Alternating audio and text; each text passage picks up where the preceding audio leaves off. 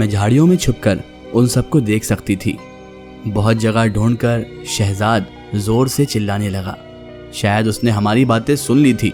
कमबख्तों में तुम्हें कह रहा था इतनी ज़ोर ज़ोर से ठहाके मत मारो, वो ज़िंदा बचनी नहीं चाहिए। उसने हमारा राज सुन लिया है। अगर वो कहीं और चले गई और उसने राज फाश कर दिया तो हम सब सलाखों के पीछे होंगे। शहजाद का ये रूप देखकर मेरा भरोसा पूरी तरह से टूट चुका था। मेरा एतबार चूरा चूरा हो चुका था।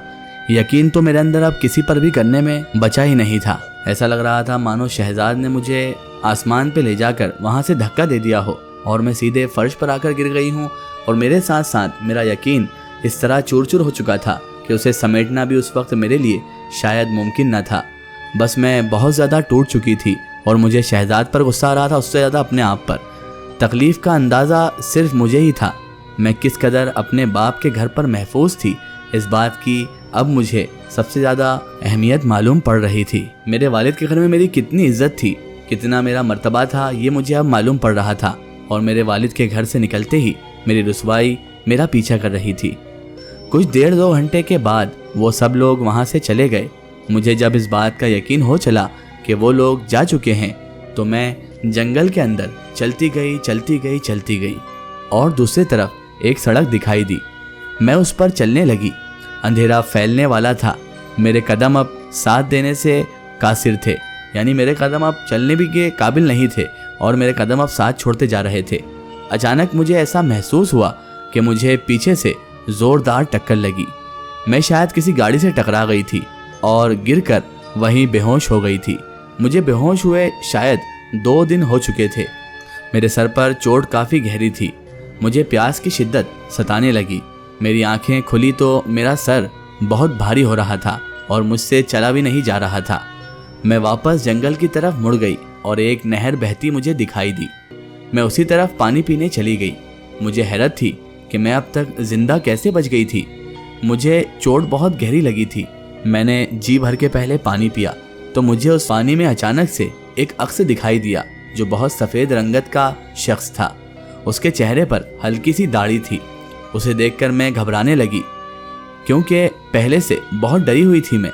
उसने अपना हाथ आगे किया और कहने लगा, घबराने की कोई ज़रूरत नहीं है, मैं तुम्हारी मदद करने आया हूँ। मैंने उसके हाथ को थामा तो वो मुझे अपने साथ जंगल में अंदर ले गया। मुझे पहली बात तो उससे भी खौफ आ रहा था क्योंकि शहजाद ने जो मेरे साथ किया था उसके बाद मेरा किसी पर भी भरोसा करना नामुमकिन था। मुझे किसी पर भी भरोसा नहीं हो रहा था और बल्कि मुझे तो इस इंसान से भी अब नफरत सी हो रही थी कि ये भी ले जाकर ना जाने कौन से जंजाल में मुझे फंसा ना दे। घबराहट हो रही थी, डर रही थी, लेकिन मेरे पास कोई दूसरा रास्ता भी नहीं था। उसके बाद वो शख्स मुझे जंगल के अंदर ले जाता गया। काफ़ी देर चलने के बाद अंदर जाते ही एक आलीशान महल नज़र आने लगा। वो मुझे अपने साथ उस महल में लेकर गया। मैं बिल्कुल खामोश हो गई थी। मेरे जुर्म की सज़ा मुझे मिल चुकी थी। अब अगर कोई मुझे खाई में धकेल भी दे तो मैं चुपचाप उसमें भी कूद जाती। घर जाने की तो मुझ में हिम्मत भी नहीं थी क्योंकि अब्बू और अम्मी के सामने क्या मुँह लेकर घर जाती, और ख़ासकर अब्बू के सामने। उनकी सख्ती का मुझे आज इल्म हो रहा था कि वो इतने सख्त इसलिए थे ताकि मैं ऐसी रुसवाई और बेइज्जती से बचती रहूं, मेरी इज्जत को कोई मुसलमान ना कर सके। लेकिन मैं कब वक्त इश्क के हाथों इतनी ज़्यादा पागल हो चुकी थी, इतनी ज़्यादा गफलत भरी ज़िंदगी में जा चुकी थी कि मैं अपने अब्बू की सख्ती को, उनकी बेवकूफ़ी और अपनी आज़ादी को अपनी समझदारी समझ रही थी। हालांकि उनकी सख्ती में भी मुझे जो आज़ादी मिली हुई थी उसमें भी मुझे शुक्र अदा करना चाहिए था। वो मुझे कितने लाड़ प्यार से रखते थे, मुझे कितनी मोहब्बत दिया करते थे। आज मुझे सारी बातें अपनी आंखों के सामने घूमती हुई नज़र आ रही थी। अब्बू के वो लाड़ प्यार की बातें, अब्बू का वो मेरे को चिल्लाना, अब्बू का वो मुझे हर चीज़ का डिमांड को पूरी करना, सारी चीज़ें मुझे आज याद आ रही थी। और लग रहा था कि मैंने कितनी बड़ी बेवकूफ़ी करी कि शहजाद जैसे एक फरेबी लड़के पर एतबार करके वहाँ से उसके साथ चली आई। वो तो मेरे अब्बू की ही दुआ होगी और अल्लाह का ही करम था कि मुझे शहजाद ने कुछ किया नहीं और मैं उससे पहले ही उनके चंगुल से आ गई, वरना मेरी इज्जत को वो पारा पारा कर देता और ना जाने उन लड़कियों की तरह मेरी भी लाश किसी कोने में मिलती। बहरहाल यही सोचते सोचते वो महल करीब आ गया। महल में अपने साथ मुझे वो अंदर लेकर गया। बिल्कुल खामोश हो गई थी मैं। ये एक आलीशान महल था। इस घर में हर जगह सफ़ेद पर्दे लगे हुए थे। कुछ औरतें घर की सफाई कर रही थी, कुछ खाना बना रही थी। हर तरफ गहमा गहमी का माहौल था। मैं कुछ ही देर में सोचने लगी कि इस वीराने में इतनी हलचल कैसे है। ये तो एक सुनसान इलाका था। ایک لڑکی اندر میرا ہاتھ پکڑ کر مجھے ایک کمرے میں لے گئی اور کہنے لگی سردار صاحب نے آپ کو بلایا ہے۔ میں اس کے ساتھ ایک کمرے میں داخل ہوئی۔ کمرہ بہت زیادہ ٹھنڈا تھا، ہر طرف عالیشان فانوس جل رہے تھے، چاروں اطراف خوشبو کی مہک تھی۔ مجھے یہ اس دنیا کا حصہ بالکل بھی نہیں لگ رہا تھا، ایسا لگ رہا تھا مانو میں کہیں اس کی کسی اور دنیا میں آ چکی ہوں۔ میں خاموشی سے اس کے کہنے پر ایک صوفے پر بیٹھ گئی۔ اس نے کہا میں تمہاری حقیقت سے خوب واقف ہوں۔ میں چونک کر اس کی طرف دیکھنے لگی۔ اس نے کہا ہاں میں انسان نہیں ہوں، میں جنات کا سردار ہوں۔ جیسے ہی میں نے یہ لفظ سنے تو میری پھٹی ہوئی آنکھوں سے میں اس کو گھورنے لگی۔ اس نے کہا آج سے کئی سال پہلے جب تم پیدا بھی نہیں ہوئی تھی، تب جب تمہارا جنم بھی نہیں ہوا تھا، تمہارے باپ اس جنگل میں آئے تھے۔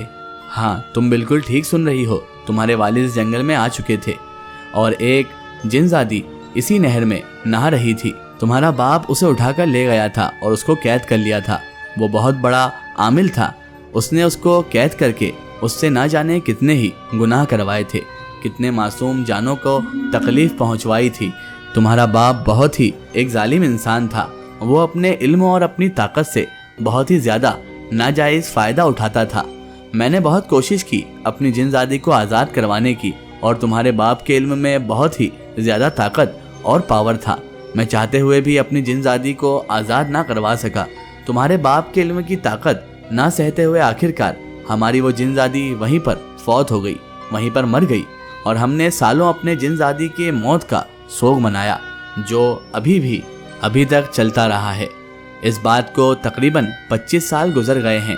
ہماری جنزادی کے فوت ہونے کے بعد تمہارے باپ کی شادی جب تمہاری ماں سے ہوئی، جو کہ مسجد کے امام اور بہت ہی نیک عالم کی بیٹی تھی، تمہارے نانا جان کا علم تمہارے باپ سے کئی گنا زیادہ تھا اور طاقتور تھا، اور انہوں نے کبھی بھی کسی کو نقصان نہیں پہنچایا تھا۔ سالوں پہلے اسی جنگل میں تمہارے نانا جان چلا کاٹنے کے لیے آیا کرتے تھے۔ ایک بار وہ چلا کاٹنے کے لیے آئے تھے اور میں نے موقع کا فائدہ اٹھا کر تمہارے باپ کی شکایت لے کر تمہارے نانا جان کے پاس پہنچ گیا اور ان سے سارا معاملہ بیان کر دیا۔ تمہارے نانا جان صرف انسانوں کی نہیں بلکہ جنوں کی بھی مدد کرنے والے بہت ہی نیک انسان اور نیک عامل تھے۔ میری بات سنتے ہی انہوں نے ایک پتھر پر جو کہ درمیانی سائز کا تھا اس پر دم کیا اور تمہارے باپ کی سارے ناجائز کام دیکھ لیے۔ تمہارے باپ نے جس کے ساتھ ناجائز کیا، جس کے ساتھ زیادتی کی، جس پر ظلم کیا، جس کا بھی دل دکھایا، جس دل آزاری کی، سب تمہارے نانا جان کی آنکھوں کے سامنے آ گیا۔ اس پتھر کے ذریعے انہوں نے سب دیکھ لیا، اور تمہارے نانا جان نے مجھ سے وعدہ کیا کہ وہ اس انسان کو یعنی تمہارے باپ کو صحیح راہ پر لے کر آئیں گے۔